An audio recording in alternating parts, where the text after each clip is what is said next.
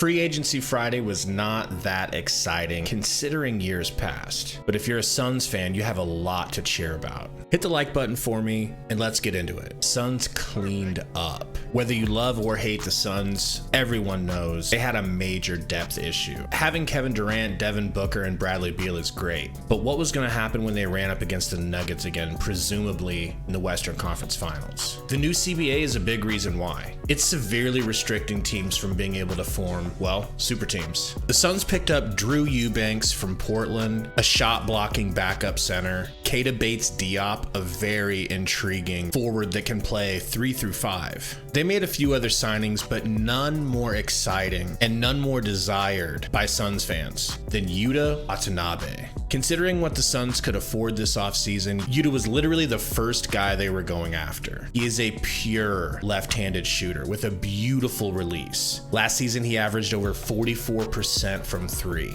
And at one point, he was shooting a crazy 57.1%. Now, the majority of his scoring came when he was playing with Kevin Durant, who is a big reason why he made it to Phoenix. Apparently, these two have a good friendship, and it carried over in free agency. But when the Nets were able to land Mikal Bridges and Cam Johnson, there really just wasn't any playing time left for Yuta. Stats dropped, his 3 attempts per game dropped, setting it up for the Suns to be able to swoop in and sign him on the cheap.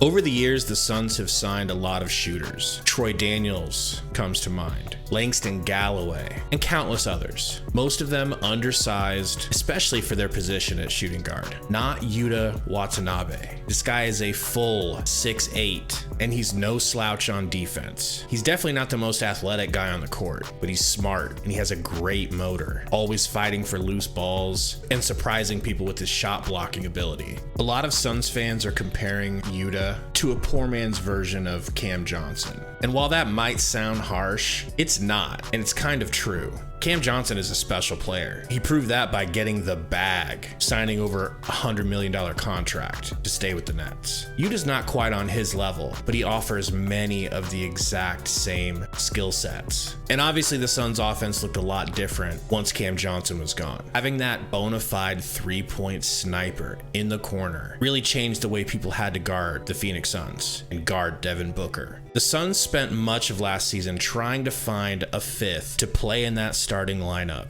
that could hit open threes. Torrey Craig and Josh Okogie battled it out for that spot. Sometimes one would get hot while the other was cold. Josh Okogie even shocked everyone, going wild for a streak of games. But I suppose not surprisingly, his shooting went cold, but I don't think that's going to happen this year with Yuta, who shot a blistering 51% from the corner last season. Imagine trying to double Devin Booker and/or Kevin Durant and/or Bradley Beal, and while Ayton is doing whatever he's doing in the mid-range to post area, you've got Yuta to worry about in the corner. Are you really going to leave him open, essentially sacrificing 3 points when you can try to put your hand in the face of Devin Booker's 2-point mid-range shot? The Suns offense is going to be wild. They're not the greatest defensive team, but Frank Vogel should be able to hide some of those flaws with his defensive scheme. Tell me what you guys think about Yuta Watanabe on the Suns. Thanks for hanging out, and we'll see you next time.